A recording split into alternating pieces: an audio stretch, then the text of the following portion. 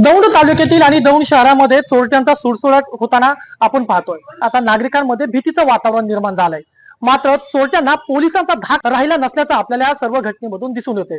अशीच घटना एकाच रात्रीत 2 घरफोड्या घडल्या आणि त्या घरफोडीनंतर दौंड मध्ये आता भीतीचं वातावरण निर्माण झाले।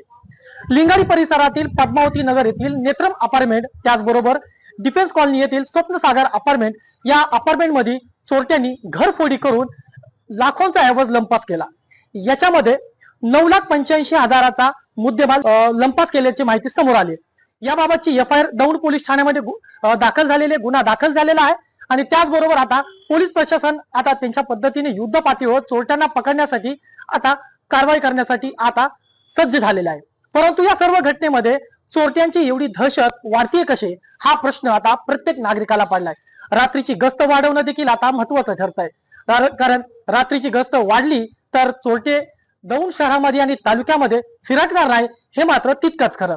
मात्र आता जेवढी जी काही सोने चांदीची जी वस्तू असतील ते आपल्या मुलाबाळाच्या लग्नासाठी, आपल्या मुलांच्या भविष्यासाठी जे कुटुंब जर जमा करत असेल, घाम गाळून हे पैसा जमत करत असेल, तर अशा चोरट्यांमुळे आयुष्याच्या कमाईवर पाणी फिरताना दिसतंय। नक्कीच आता पोलीस प्रशासन कशा पद्धतीनं या सर्व आरोपींना, या घरफोडी करणाऱ्या चोरट्यांना जेरबंद करतंय, हे देखील आता तितकंच महत्त्वाचं ठरेल।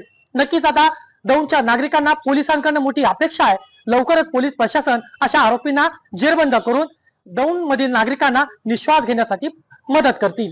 पवन साळवे, न्यूज अनकट, दौंड।